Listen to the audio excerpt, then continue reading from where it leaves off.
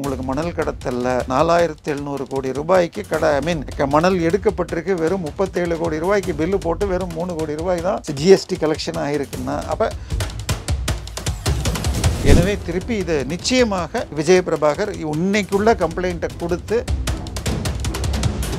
இந்த எலெக்ஷனில் இந்த முடிவு வராமல் மற்ற இதெல்லாம் தேர்தல் கணிப்புகள் சொன்ன மாதிரி பிஜேபி அதிகமாக வந்திருந்தால் இந்திய அளவில் ஒரு கலவரம் தூண்டுவதற்கான வேலையை காங்கிரஸ் கூட்டணி செய்திருந்தது.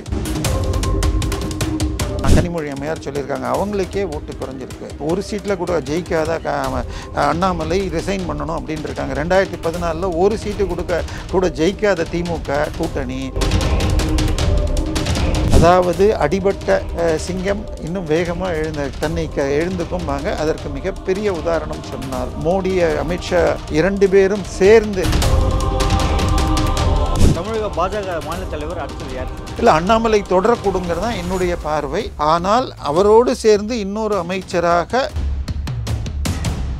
திமுக என்றைக்குமே ஜனநாயகத்தை மதிப்பது கிடையாது. கூட்டணியாக ஜெயிச்சால் கூட்டணி கட்சிகளுக்கு மந்திரி பதவி தரணும். உங்களுக்கு 2014 மத்திய அரசு பாஜக தனியாக 281 சீட்டு 272 எடுத்தாலே மெஜாரிட்டி. ஆனால் 8 அதை விட 7 சீட்டு ஜெயிச்சாலும் உங்களுக்கு ராம்விலாஸ் பாஸ்வான், நிதிஷ்குமார் போன்ற கட்சியைச் சேர்ந்தவர்கள் பலருக்கும் சீட்டுகள் அமைச்சர் பதவிகள் கொடுக்கப்பட்டது. இந்த முறை 302 ஜெயிச்சாங்க 2019. அப்பையும் கூட்டணி அமைச்சர்கள் கொடுத்தாங்க. ஆனால் இங்கே தமிழகத்தில் கொடுக்க மாட்டாங்க. தமிழ்நாடு என்பது கூட்டணியோடு சேர்ந்து ஜெயிச்சுட்டு கூட்டணி கட்சிகளுக்கு நான் மந்திரி பதவி தரமாட்டேன் என்று சொல்வது ஜனநாயகத்தை மதிக்காத தன்மை. அதைத்தான் திமுக செஞ்சுட்டு கேட்டால்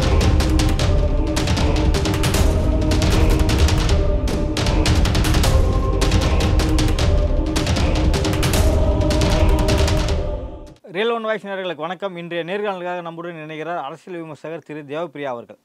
வணக்கம் சார். வணக்கம். விருதுநகர் தொகுதியில் 4000 வாக்குகள் வித்தியாசத்தில் தோல்வியடைந்தார் விஜய பிரபாகர். ஆனால் இது வாக்கு எண்ணிக்கையில் குளறுபடி இருப்பதாக தேமுதிக தொடர்ந்து சொல்லிட்டு வராங்க. அது ஆதாரங்கள் இருப்பதாக ஒரு சில எவிடன்ஸும் சொல்கிறாங்க. ஸோ அழுத்தம் தரப்பட்ட விவகாரத்தையும் முன்வைக்கிறாங்க. ஸோ இது எப்படி பார்க்குறீங்க சார்? ஆதாரங்கள் இருந்தால் உடனடியாக பண்ணணும். 48 மணி நேரமாக 72 மணி நேரத்துக்குள்ளே இதை பண்ணணும். அதில் ஃபெயில் ஆச்சுன்னா அவங்க அந்த காஸ்ட்டை கட்டணும் அப்படின்னு ஒரு ரூல் இந்த இவிஎம் ஜட்ஜ்மெண்ட்டில் கொடுத்துருக்காங்க சுப்ரீம் கோர்ட்டு.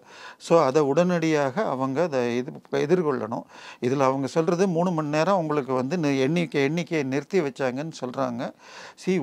ஒன்று இந்த மெத்தட் ஆஃப் கவுண்டிங்கில், அதாவது ஓட்டிங் போடுறப்பயே ஒரு மிஷினுக்கும் இத்தனை ஓட்டு விழுந்திருக்கு அப்படின்னு அங்கே எல்லா ஏஜென்ட்டும் குறிச்சிக்கிறாங்க. அதை சீலை பிரித்த உடனே அதை சொன்னதுக்கப்புறம் தான் கனெக்ட் பண்ண உடனே அதை செக் பண்ண அப்புறம் தான் அந்த கவுண்டிங்கை எண்ணுவாங்க. அதனால பெரிய அளவில் தவறு நடக்கிறதுக்கு வாய்ப்பு குறைவு. ஆனால் இவங்க சொல்கிற கோயின்சிடன்ஸ் எல்லாம் பார்த்தால் சில மிஷின்கள் தள்ளப்பட்டதா, சில இது என்ன பண்ணியிருக்குங்கிறது புரியல. அத்தனையுமே சிசிடிவி கேமராவில் இருக்கும். அதை கேட்க முடியுமா என்னன்னு பார்த்து இதுவாக பார்க்கணும். ஆனால் திமுக மிக மிக மிக துல்லியமாக எலெக்ஷன் இன்ஜினியரிங்னு அவங்க சொல்கிறாங்க. அதாவது MMM பாங்க, மணி பவர், மசில் பவர், இந்த பவர், அதுக்கு பேர் என்ன, அவங்களுடைய ஆட்சியுடைய பவர். இந்த 3ஐயும் பயன்படுத்தி எங்கெல்லாம் வாய்ப்பு குறைவாக இருக்கோ அங்கே கடைசி 3 மணி நேரத்தில் ஓட்டிங் அப்பயே நடந்திருக்கு. கோயம்புத்தூரில் அண்ணாமலை சீட்டில் பார்த்தீங்கன்னா கடைசி 3 மணி நேரத்தில் 25% ஓட்டிங், அதுவும் தெளிவாக அவுட்டர் கோயம்புத்தூரில் பல்லடம் மற்றும் சூலூரில் போட்டிருக்காங்க. அது முறையான ஓட்டான்னு தெரியாது. அதை தாண்டி 1 லட்சம் பேருடைய இது நீக்கப்பட்டிருக்குங்கிறாங்க. ஒன்று இது எல்லாமே சரி செய்யப்படணும். என்னன்னா கடைசி நிமிஷத்தில் போலிங் முடிஞ்சதுக்கப்புறம் இந்த கம்ப்ளைண்ட் பண்ணுறது சீச்சி இந்த பழம் பிடிக்குங்கிற மாதிரி ஆகுது. இது முன்னாடியே, ஏன்னா 3 மாதத்துக்கு முன்னாடியே எலெக்ஷன் கமிஷன் எல்லாருக்குமே அந்த லிஸ்ட் கேட்டால் கொடுத்துரும். அதனால உங்களுக்கு அதை முன்னாடியே பண்ணியிருக்கணும். ஆனால் தெளிவாக இந்த குற்றச்சாட்டுகள் ஆதாரம் இருக்குன்னு சொன்னால் உடனடியாக திரு விஜய் பிரபாகரன் அதை ரைஸ் பண்ணணும். அங்கே பார்த்தீங்கன்னு சொன்னால் திரு KKSSR ராமச்சந்திரனுடைய தொகுதியில் பின்னடைவு வந்திருக்கு.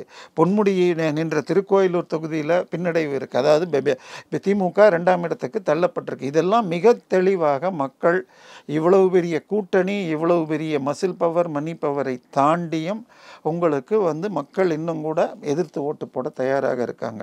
ஸோ மக்கள் பலத்தை பணபலத்தாலும் வெறுப்பு பிளவுவாதங்களாலும் திமுக ஜெயிச்சிருக்கு. ஆனால் 1-2 சீட்டில் இப்படி நடந்திருந்தால் அவை உடனடியாக கம்ப்ளைண்ட் கொடுத்து செக் பண்ணணும். இப்போ பார்த்தீங்கன்னா அங்கே ப்ரெஷர் கொடுக்கப்படுது, கலெக்டர் வந்து ப்ரெஷர் கொடுக்கப்பட்டதாக சொல்கிறாங்க ஆளுங்கட்சி தரப்புலேருந்து. ஸோ அதெல்லாம் உண்மை ஃபேக்டாக இருக்க வாய்ப்பு இருக்கா சார்? ஏன்னா அங்கே கேகேஎஸ் வந்தார், தங்கம் தென்னரசு போன்ற அமைச்சர்கள் இருந்தாலும் பேர் சொல்லி குறிப்பிடுறாங்க. ஸோ இது போன்ற சொல்கிறாங்க. தொடர்ந்து அந்த ப்ரெஷரால் ஃபோன் சுவிட்ச் ஆஃப் பண்ண போகிறேன்னு சொல்லிட்டு கலெக்டராக சொன்னதாகவும் தகவல் சொல்கிறாங்க. இல்லை, இது கொஞ்சம் மிகைப்படுத்ததாகவும் இருக்கலாம். பட் கலெக்டர்களுடைய செயல்பாடுங்கிறது திமுக ஆதரவாக இருந்துச்சு அப்படிங்கிறது நம்ம ராஜா தொகுதியில் கார்கள் பிடிபட்டப்போ ஒரு காரில் 2 இதை மாத்திரம் திறந்துட்டு பின்னாடி வந்த காரை செக் பண்ணாமல் கூட அனுப்பிச்சாங்க. பேருக்கு சஸ்பென்ஷன்னு சொல்லிட்டு பண்ணாங்க. ஸோ கலெக்டர்கள் தங்களை ஆளும் கட்சிக்கு சாதகமாக செய்ய வேண்டும் அப்படிங்கிற நிலைமைக்கு ஒர்க் பண்ணாங்கங்கிறது பல தொகுதியிலையும் பார்த்தோம். அதே மாதிரி அண்ணாமலை பிரச்சாரத்து பேரில் தேவையில்லாத பல கம்ப்ளைண்ட்டுகள் நைட் அவர் பேசாதப்போ கூட பேசினாங்கன்னாரு. அவர் வீடியோ போடும் 10 மணிக்கு மேலே ஏற்கனவே வரும் வழியில் இருக்கிறதுக்கு அவர் சைகையால் வணக்கம் சொல்லிட்டு இது வாழ்த்து சொல்லிட்டு போனதை கூட எதிர்த்து மிகப்பெரிய கம்ப்ளைண்ட்டுகள் ரைஸ் பண்ணப்பட்டன.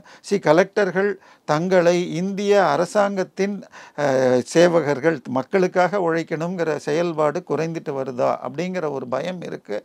ஆனால் இங்கே இருக்கிற மணி பவர், மசில் பவர் திமுக எப்படி பயன்படுத்துங்கிறது ஒரு டிவி சேனலில் வந்து யாருக்கெல்லாம் வாயில் சுழுக்கெடுக்கணுமோ வாயில் சுழுக்கெடுக்கப்படும், கையில் எழுதுகிறவங்க கை சுழுக்கெடுக்கப்படும்னு திமுகவுடைய அதிகாரப்பூர்வ பேச்சாளர் கொடுத்த காணொலிகள் இணையத்தில் இன்றைக்கும் இருக்குது. ஸோ அதிகாரிகள் பயப்படுகிறார்களா அப்படிங்கிறதும் பார்க்க வேண்டியிருக்கு. ஏன்னா பல கலெக்டர்கள் உங்களுக்கு மணல் கடத்தலில் 4700 கோடி ரூபாய்க்கு மணல் எடுக்கப்பட்டிருக்கு. வெறும் 37 கோடி ரூபாய்க்கு பில்லு போட்டு வெறும் 3 கோடி ரூபாய் தான் ஜிஎஸ்டி கலெக்ஷன் ஆகிருக்குன்னா அப்போ அரசாங்க ஊழியர்கள் கலெக்டர்கள் சார்பாக இவை நடந்திருக்கு. ஸோ தாங்கள் காப்பாற்றப்படணும்னு அவங்க செயல்பட்டாங்களான்னு புரியல.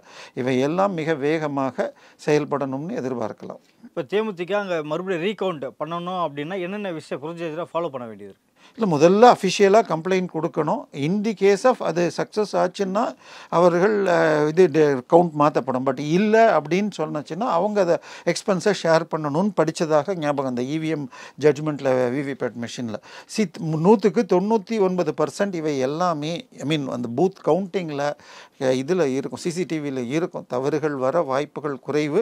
அதிகபட்சம் ஒரு சில மிஷின்கள்து எதாவது மிஸ் ஆகிருக்கலாம். ஸோ இவ்வளவு சந்தேகம் எழுப்புறாங்கன்னா உடனடியாக இன்னைக்குள்ள ஏற்கனவே 3 நாள் ஆயிடுச்சுன்னு நினைக்கிறேன். இன்னைக்குள்ள அவர்கள் இதை செய்துவிட்டு பண்ணாங்கன்னா ரீகவுண்ட் ஆகணும்.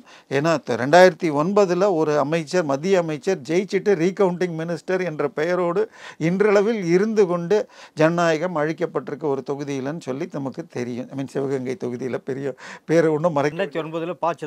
சிதம்பரம் அந்த எலெக்ஷனில் விவிபேட் இல்லாமல் இது மாதிரி பல இடங்களில் முறைகேடு நடந்து அன்றைக்கு இந்திய எலெக்ஷன் கமிஷனராக இருந்த சீஃப் எலெக்ஷன் கமிஷனராக இருந்தவர் சரியாக செயல்படலை அப்படின்னு பல முன்னாள் எலெக்ஷன் கமிஷனர் தலைவர்கள் சுட்டிக்காட்டி இருக்காங்க. அதுக்கப்புறம் சுப்பிரமணிய சாமி அவர்கள் சுப்ரீம் கோர்ட்டில் போய் கேஸ் போட்டு விவிபேட்டோடு தான் நடத்தணும் அப்படின்னு போய் ஜெயிச்சிருக்கார். அதனால் விவிபேட் இருக்கிற நிலைமையில் தவறுகள் வர வாய்ப்பு இருக்குது. ஆனால் மனிதர்கள் தான் ஒன்றுமே இல்லை. ஒரு ரொம்ப தெளிவாக இப்போ நீங்கள் மிஷினில் போய் இப்போ சொருகிறீங்க. ஸோ மொத்தம் இங்கே 950 ஓட்டு வந்திருக்கு.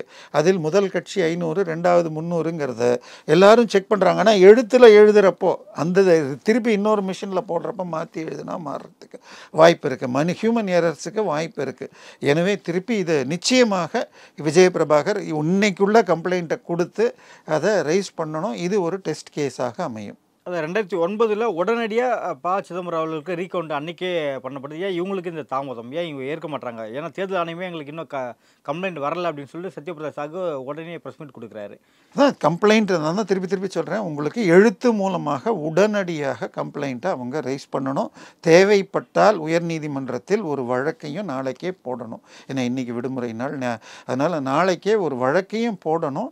இது அதான் சொல்கிறேனே, விவிபேட்டை வைத்து இருந்த நிலையிலும் எந்த தவறும் நடக்க முடியாது அப்படின்னு உச்சநீதிமன்றம் சொன்னாலும் மணி பவர் மசில் பவரை வைத்து ஒரு ஆளும் கட்சி மாநில ஆளும் கட்சி மாற்றி செயல்பட முடியும் அப்படின்னு ஒரு குற்றச்சாட்டு வருதுங்கிறப்ப அது வழக்காக கொண்டு போயிட்டு எழுத்துமூலமாக கொடுத்தப்பட்டு இதை டெஸ்ட் பண்ணால் இன்னும் இந்த நம்பிக்கை அதிகரிக்கும். எந்த சைடுக்கு போனாலுமே சரி, என்னை பொறுத்த வரைக்கும் தவறு நடக்கிறதுக்கு வாய்ப்பு ரொம்ப குறைவு.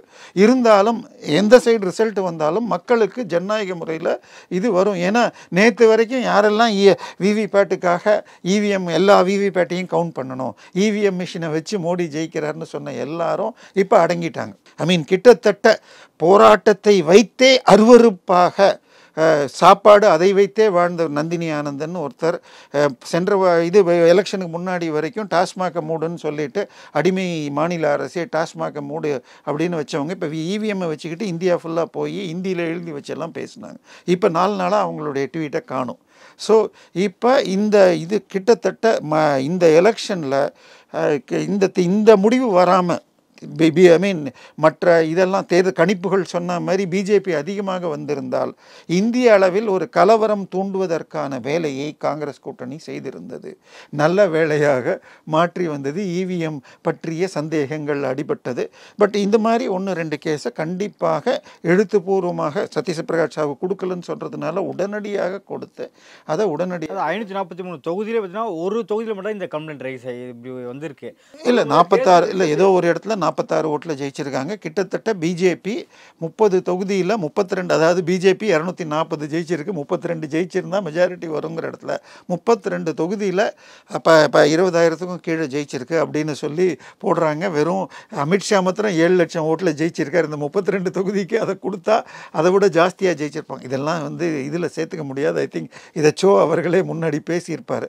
ஸோ நாங்கள் போன மேட்ச்சில் 100 ரன் லீடில் ஜெயித்தோம், இந்த மேட்ச்சில் 60 தான் எடுத்திருக்கோம், அந்த 100 இதில் சேர்த்துப்போம் அப்படின்னு சொல்லி போய் இது அம்பையரை கலாட்டை பண்ணோம் அப்படின்னு ஒரு பேசியிருப்பார். ப. சிதம்பரம் சொன்னதை வச்சு கேலி பண்ணிட்டு. அதனால இதையெல்லாம் தாண்டி இது ஒரு டெஸ்ட் என்னை பொறுத்த வரைக்கும் மாறுறதுக்குரிய வாய்ப்புகள் கம்மி தான்.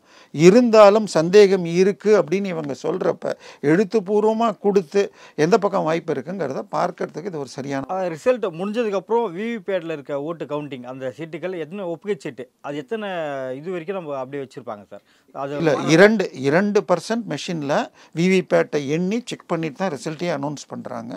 மீதம் உள்ளது 45 நாள் இந்த சந்தேகங்கள் வந்ததுன்னா இருக்கணும்னு 45 நாள் வச்சுருக்காங்க. ஏன்னா அதுக்கு மேலே எனக்கு தெரிஞ்சு அந்த பிரிண்டிங்கே இருக்குமாங்கிறது டவுட்டு. இப்போ நம்ம கடையில் வாங்குகிற பிரிண்டிங்கு இந்த இது நம்ம அதுக்கு ஏடிஎம்ல ஒரு எடுக்கிறலாம் 1 வாரம் 20 நாளைக்கு அதுவே தானாகவே இல்லை மிஷினுக்குள்ளே ஏசிக்குள்ளே இருந்தால் 45-60 நாள் இருக்கலாம். ஸோ 45 நாள் அதிகபட்சம் அப்படின்னு சொல்லி ஜட்ஜ்மெண்ட் இருக்குது. அதனால் அதெல்லாம் ஒன்றும் பிரச்சனையே கிடையாது.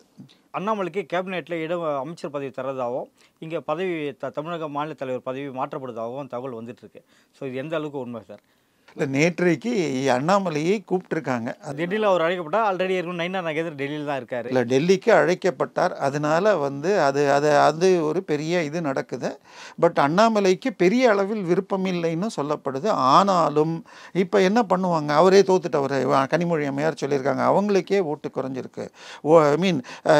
ஒரு சீட்டில் கூட ஜெயிக்காத அண்ணாமலை ரிசைன் பண்ணணும் அப்படின்னு இருக்காங்க. 2014 ஒரு சீட்டு கூட ஜெயிக்காத திமுக கூட்டணி தலைவராக கருணாநிதி ரிசைன் பண்ணுன்னு சொல்ல ஏன் இந்த அம்மையார் போய் இதில் போய் நிற்கிறாங்க? தூத்துக்குடியில் ஏன் அவங்க பிறந்த சென்னையிலையோ அல்லது அவங்களுடைய தந்தையாருடைய இதில் திருவாரூர்லேயோ போய் நிற்கலாம்ல? தூத்துக்குடி பின்தங்கிய மாவட்டம், அது பொருளாதார அடிப்படையில் உயர்த்துறதுக்கு தூத்துக்குடியில் ஸ்பிக் இருக்குது, ஸ்டெர்லைட் இருக்குது. ஸ்டெர்லைட் இப்போ மூடப்பட்டிருக்கு. அது போல் அங்கே மிகப்பெரிய போர்ட் இருக்குது. தமிழகத்தில் 3வது பெரிய துறை சென்னை கலெக்டட் சென்னைன்னு வச்சுக்கோங்க. திருவள்ளூர் காஞ்சிபுரம் 3ஐயும் சேர்த்துக்கு அடுத்து கோயம்புத்தூருக்கு அடுத்தது 3வது பெரிய மாவட்டம். நான் சொல்ல சென்னை கம்பைன் பண்ணிட்டீங்கன்னா தூத்துக்குடி தான் இருக்கும். அதிலெல்லாம் சந்தேகமே கிடையாது.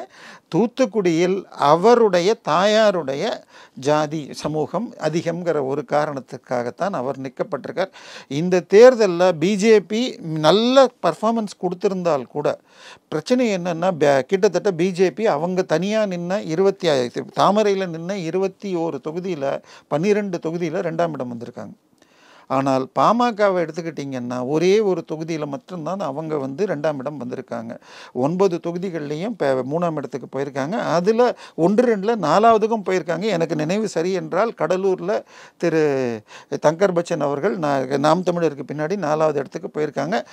தங்கர் பச்சன் போனதுங்கிறது ஒரு வருத்தம்னால் கூட ஒரு சினிமா பிரபலம் காப்பாற்றப்படாது அப்படிங்கிறது ஒரு நல்ல மாற்றம்னு நான் பார்க்குறேன். அதாவது பாமக போன்ற அடுத்தது தமாக. உதாரணமாக தூத்துக்குடியில் தமாக சீட்டு கேட்டு வாங்கிட்டாங்க. ஏன்னு எனக்கு புரியலை. அதாவது தென் மாவட்டங்களில் திருநெல்வேலிக்கு பிறகு நெல்லைக்கு பிறகு தொல்லை அப்படின்னு கருணாநிதி சொன்னதாக சொல்லுவாங்க. அதனால் நெல்லை வந்து நயினார் கேட்டதுனால அந்த எக்ஸ்ட்ரீம் காங்கிரஸ் பெல்ட்டுங்கிறதுல ஒரு இடத்த வேணும்னு கேட்டாரா என்னன்னு தெரியல. அந்த இடத்துல ராதிகா நின்றிருந்தால் கனிமொழி ஆட்டம் கண்டிருக்கலாம். ஆனால் ராதிகாவிற்கு விருதுநகர் கொடுத்து கஷ்டப்படுத்திட்டார். அங்கேயும் விருதுநகர்லேயும் அவருக்கு வாய்ப்பு இருந்திருக்கும். இவர் நிக்கலன்னு சொல்லியிருந்தார் விஜய் பிரபாகரன். விஜயகாந்த் ஏன்னா தமிழகம் முழுக்க விஜயகாந்த் மீது அவருடைய மக்கள் உதவும் ஒரு இது வந்து அவருடைய மரணத்துக்கு பிறகு அந்த அனுதாபம் அதிகமாக இருக்குது. கிட்டத்தட்ட கின்னஸ் ரெக்கார்டுன்னு சொல்கிறாங்க. கோயம்பேட்டில் இருக்கிற அவருடைய நினைவிடத்திற்கு வருபவர்கள் கருணாநிதி நினைவிடத்திற்கோ அண்ணாதுரைக்கு வருவதை விட மிக அதிகமாக இருக்கிறது. கின்னஸ் ரெக்கார்டில் போகுன்னு இதை ஒரு பத்திரிகையில் படித்தேன். அந்த அனுதாபங்கள் விருதுநகருங்கிறது மதுரையை ஒட்டி இருக்கிற இடம் தான், கிட்டத்தட்ட அவருடைய சொந்த மாவட்டம். ஸோ அங்கே வந்து அந்த அவருடைய சமூகமும் அதிகம். ஸோ அந்த இது ஆயிருக்கு. கனிமொழியை எதிர்த்து ராதிகா நின்றிருந்தால் கிட்டத்தட்ட ரிசல்ட்டு மாறி இருக்கலாம். எனவே அண்ணாமலை மாற்றுறதுங்கிறது தோல்வியடைந்த தலைவருங்கிறத விட அமைச்சர்னு சொல்லிட்டால் மாறுபடி. இப்போ எல்முருகன் வந்தால் நமக்கு நம்ம இப்போ அவரை முருகனை வந்து அமைச்சர்னு தான் சொல்கிறோம். முன்னாள் பாஜக அப்படி பார்க்கப்பட்டாலும் எல்லாரையும் மாற்றணும்னு அவசியம் இல்லை. பல அமைச்சர்கள் கட்சி மாநில தலைவராகவும் தொடர்ந்து இருக்கார். அவருக்கு பிஎம்ஓ ஆஃபீஸில் ஸ்பெஷல் மினிஸ்டராக கொடுத்தால் அவருக்கு கீழே ஹோம் எல்லாமே வந்ததுனால், அதாவது அடிபட்ட சிங்கம் இன்னும் வேகமாக தன்னை எழுந்துக்கும்பாங்க. அதற்கு மிகப்பெரிய உதாரணம் சொன்னால் மோடி அமித்ஷா 2 பேரும் சேர்ந்து 2018 குஜராத் தேர்தலில் 150 டார்கெட்னு சொல்லிட்டு டார்கெட் 115 போட்டு ஒர்க் பண்ணதில் 98 சீட் 180 எம்எல்ஏக்கள் கொண்ட அசம்பிளியில் 97 சீட் தான் ஜெயிச்சாங்க. 100 கூட வரல. ஆனால் அதற்கு பிறகு அங்கே மிகப்பெரிய மாற்றங்களை செய்து இந்த முறை 157 சீட்டை 180க்கு 157 இதுவரை எந்த ஒரு அசம்பிளி தேர்தலிலும் வெற்றி பெறாத அளவிற்கு வெற்றி பெற்றார்கள். எனவே இப்போ இந்த முறை பாஜக தோல்வி என்பது அவர்களை இன்னும் ஒற்றுமைப்படுத்தி போராட்டத்திற்கு களம் விளைக்கும். அதில் அண்ணாமலைக்கு பிரைம் மினிஸ்டர் ஆஃபீஸில் ஸ்பெஷல் மினிஸ்டராக போட்டார் என்றால் மிகப்பெரிய அளவில் இந்திய அளவில் மாற்றம் இருக்கும்னு என்னுடைய கணிப்பு. அப்போ தமிழக பாஜக மாநில தலைவர் அடுத்தது யாரு சார்? இல்லை, அண்ணாமலை தொடரக்கூடுங்கிறது தான் என்னுடைய பார்வை. ஆனால் அவரோடு சேர்ந்து இன்னொரு அமைச்சராக இவருக்கும் நம்ம தமிழிசை கொடுக்கப்படும் அப்படிங்கிறது பார்க்குறாங்க. அப்படி அதில் மாற்றம் இருந்தால் மூப்பனார் மகன் திரு இவருக்கு ஜி.கே. வாசனுக்கும் கொடுக்கப்படலாம் அப்படின்னு ஒரு இது கேபினெட்டில் கொடுக்கப்படலாம் அப்படின்னு ஒரு ரூமர் இருக்குது. அவர் வந்து இல்லை அந்த கூட்டணி அவர் இருக்கார், இப்போ அன்புமணியும் இருக்காரு கேட்டதா? இல்லை, அன்புமணிக்கு அவர் மேல் ஏற்கனவே உள்ள வழக்குகள் முடியாதனால அவருக்கு வாய்ப்பில்லை. அவர் மனைவி ஜெயிச்சிருந்தால் கொடுக்குறோன்னு சொல்லிட்டாங்க போன தடவையே அப்படின்னு சொல்லப்படுகிறது. பட் அவர் பாமக உட்பட சில கட்சிகளை கூட்டணியில் கொண்டு வந்ததில் திரு ஜி.கே. வாசன் அவருக்கு இருக்கிறதுனால அவருக்கு கொடுக்கப்படுங்கிறாங்க. ஏற்கனவே தமிழர்களான நிர்மலா சீதாராமன் மற்றும் எக்ஸ்டர்னல் அஃபேர்ஸ் மினிஸ்டர் இருக்கிறதுனால ரொம்ப அதிகப்படியாக தர முடியாதுங்கிறதுனால இவருக்கு அண்ணாமலைக்கு கொடுத்தால் இவர் தமிழிசைக்கும் கொடுத்தால் வந்து தமிழிசைக்கு வேறு ஒருவர் வாய்ப்பை அண்ணாமலையே தொடரக்கூடும். அப்படி இல்லைன்னா தமிழிசையை ஆக்கக்கூடும் அப்படிங்கிற ஒரு கருத்து இருக்குது. எல்லாமே நாளைக்கு தெரிஞ்சிடும். தமிழிசை சவுந்தரராஜன் கொடுத்தாங்கன்னா ஏற்கனவே ஒரு தலைவராக இருந்தவங்க தானே. பிஜேபியுடைய இதில் ஒரு தலைவர் தொடர்ந்து 3 வருஷம்தான் இருக்கலாம், இல்லை அதிகபட்சம் 2 டேர்ம் இருக்கலாம்னு இருக்குது. ஸோ அதனால் இப்போ பிரேக் இருக்கிறதுனால திருப்பி அவர்கள் வரக்கூடும். அதனால் பட் அவர்கள் சிலதை சொல்லியிருக்காங்க, அதை தவிர்த்திருக்கலாம். இன்னொன்று அதிமுக கூட்டணி இருந்தால் அதிக சீட் ஜெயிச்சிருக்கலான்றாங்க. 2019 அதே கூட்டணி தான் இருந்தது. அதாவது நீங்கள் கோயம்புத்தூரை மட்டுமே எடுத்துக்கிட்டால் இப்போ சிபி ராதாகிருஷ்ணன் அவர்கள் 2014 எவ்வளோ ஓட்டு வாங்கினாங்களோ அதே தான் 2019 வாங்கினாங்க. ஸோ அதிமுகவுடைய ஓட்டுகள் பாஜக நிற்கும் இடங்களில் சரியான முறையில் டிரான்ஸ்ஃபர் நடக்கப்படவில்லை. இதுதான் வருத்தமே. ஸோ இந்த முறையும் பெரிய அளவில் அதே சிபி ராதாகிருஷ்ணன் வாங்கின அளவு ஓட்டுகளை இவர் வாங்கியிருக்கார். அதனால் இன்னும் சொல்ல போனால் கோயம்புத்தூரில் அண்ணாமலை தொகுதியில் 3 சீட்டில் அதிமுக மூன்றாம் இடம் தள்ளப்பட்டது மாத்திரம் இல்லை, டெபாசிட்டே இழந்திருக்காங்க. ஸோ இது வந்து பாஜக அதிமுக கூட்டணி இருக்கணும்னு சொன்னால் புரட்சி தலைவர்னு அவர்கள் சொல்கிற எம்ஜிஆர் ஃபார்முலா என்பது 2 மடங்கு இது நாடாளுமன்ற சீட்டுகளில் பாஜக தலைமையை ஏற்று இது என்டிஏ கூட்டணி அப்படின்னு அறிவித்தோம். அதே மாதிரி சட்டமன்ற தேர்தல் 2026 வந்தால் 1/3 சீட்டுகள் பாஜகவுக்கு ஒதுக்கணும். இதுதான் வந்து எம்ஜிஆர் ஃபார்முலா. ஏன் ஜெயலலிதா அவர்கள் 1991 எலெக்ஷன்லேயும் அதை தான் ஃபாலோ பண்ணியிருக்காங்க. அதனால அந்த ஃபார்முலாவை வச்சுக்கிட்டு தான் போனேன். ஏன்னா அதில் முன்னாடி 89 எலெக்ஷனில் 20க்கும் மேற்பட்ட முறை ராஜீவ்காந்தி குடிசை தமிழகத்திற்கு வந்து குடிசைகளில் எல்லாம் தங்கி போனதுக்கப்புறம் 20% ஓட்டு வாங்கினாங்க. இந்த முறை கிட்டத்தட்ட பாஜக கூட்டணி 20% ஓட்டு வாங்கியிருக்கு. அதனால 18.6 என்னமோ வாங்கியிருக்கு. ஸோ அதனால அந்த மதிப்போடு கூட்டணி இருந்தால் மீண்டும் சேரணும். திமுகவை தோற்கடிப்பது தான் லட்சியம். தீய சக்தி திமுக என்ற வார்த்தையை திரு எம்ஜிஆர் அவர்களும் திரு ஜெயலலிதா அவர்களும் திருப்பி சொல்வார்கள். அதை தாண்டி திமுக எங்களுடைய பங்காளிகள் அப்படின்னு அதிமுக தரப்பில் சில அமைச்சர்களும் துரைமுருகன் போன்றவர்களும் சொன்னபடியாக 2 பேரும் கூட்டு சேர்ந்துக்கிட்டு பண்ணியிருக்காங்க. திமுக இதை அதிமுகவை தோற்கடிக்கணும்னு சொல்லிட்டு டெபாசிட்டை இழந்தார்கள் 23 கட்சியோட ஆர்கே நகரில். இப்போ இந்த முறை அதே மாதிரி பல 7 இடத்துல அதிமுக டெபாசிட்டை இழந்திருக்கு. எனவே அதிமுக எம்ஜிஆர் ஃபார்முலாவுக்கு திரும்பினாதான் நல்லது நடக்கும். அதான் இந்த தோல்விக்கு காரணம் பார்த்தீங்கன்னா கூட்டணி இல்லாமல் போனது தான் காரணம் அப்படின்ற மாதிரி எஸ்பி வேலுமணி ஒரு ப்ரெஸ் மீட்டில் சொல்லியிருக்காரு. ஸோ இந்த ப்ரெஸ் மீட் குறித்து அண்ணாமலை அவர்கள் என்ன சொன்னார்னா, எடப்பாடிக்கும் அவர்களுக்கும் ஒரு பிரச்சனை போயிட்டுருக்கு, அதை தான் வெளிப்படுத்தினாங்க. அதே தான் தொல் திருமாவளவன் அவர்களும் சொல்கிறார். எடப்பாடிக்கும் எஸ்பி வேலுமணிக்கும் ஒரு மனக்கசப்பு இருக்குது, அதே தான் இதில் பார்க்க முடியுன்ற மாதிரி சொல்கிறார். ஸோ இது கூட்டணி வேணுன்ற இது எப்படி பார்க்கலாம் சார்? இதை இல்லை, அடுத்த ஒரு வாரத்தில் மாற்றங்கள் வரும். நேற்றுக்கு வேலுமணி பேசின உடனேயே ஜெயக்குமார் அது அவருடைய கருத்துன்னு சொல்லி மறுப்பை கொடுத்துட்டார். ஆனால் அடுத்த 3 நாள் இங்கே சென்னையை எடுத்துக்கிட்டிங்கன்னா ஆல்மோஸ்ட் 18 தொகுதியில் 11 தொகுதியிலேயோ என்னமோ பாஜக உங்களுக்கு வந்து 2ஆம் இடம் வந்திருக்கு. ஸோ 3ஆம் இடத்துக்கு தள்ளப்பட்டிருக்கு. ஸோ உங்களுக்கு அந்த கோவை பெல்ட்டில் திரு வேலுமணி அவர்களுடைய செல்வாக்கு ஓரளவுக்கு தங்கமணி மற்றும் இவருடைய எடப்பாடி செல்வாக்குனால பல இடங்களில் 2ஆம் இடத்துல வந்திருக்காங்க. 81 இடங்களில் பாஜக 2ஆம் இடம் வந்திருக்கு. 234 தொகுதியில் 222 தொகுதிகளில் திமுக உங்களுக்கு முன்னணியில் வந்திருக்கு, நம்பர் 1 இடத்துக்கு. ஸோ இது எல்லாம் பாஜக தமிழகத்தில் ஒரு முக்கியமான இடம் எடுத்திருக்குன்னு. அப்படி இல்லைன்னா இதே ரிசல்ட் அடுத்த முறை வரலாம். ஏன்னா அசம்பிளியில் வர்றப்ப மாற்றம் வந்ததுன்னா கிட்டத்தட்ட இப்போ இது 2006 தேர்தலில் பார்த்தீங்கன்னு சொன்னால் அதிமுக கூட்டணி 63 + ஒரு 20 80 இடங்கள்லையும் திமுக தனியாக 96 சீட்டை மாத்திரம் ஜெயிச்சுட்டு வெளியிலேருந்து காங்கிரஸ் ஆதரவோடு மைனாரிட்டி திமுக தான் இருந்தது. திமுக என்றைக்குமே ஜனநாயகத்தை மதிப்பது கிடையாது. கூட்டணியாக ஜெயிச்சால் கூட்டணி கட்சிகளுக்கு மந்திரி பதவி தரணும். உங்களுக்கு 2014 மத்திய அரசு பாஜக தனியாக 281 சீட்டை ஜெயிச்சிச்சு. 272 எடுத்தாலே மெஜாரிட்டி. ஆனால் 8 அதை விட 7 சீட்டு ஜெயித்தாலும் உங்களுக்கு ராம்விலாஸ் பாஸ்வான், இப்போ இது நிதிஷ்குமார் போன்ற கட்சியைச் சேர்ந்தவர்கள் பலருக்கும் சீட்டுகள் அமைச்சர் பதவிகள் கொடுக்கப்பட்டது. இந்த முறை 302 ஜெயிச்சாங்க 2019. அப்பையும் கூட்டணி அமைச்சர்கள் கொடுத்தாங்க. ஆனால் இங்கே தமிழகத்தில் கொடுக்க மாட்டாங்க. தமிழ்நாடு என்பது தமிழக ஊர்களின் ஒன்றிய அரசு தான். மாநில அரசுங்கிறது தமிழக மக்களின் ஒன்றிய அரசு, மாநில ஒன்றிய அரசு. அப்போ எல்லா கட்சிக்கும் ரெப்ரசன்டேஷன். நீங்கள் வாங்கியிருக்கிற ஓட்டில் காங்கிரஸுடைய ஓட்டு இருக்குது.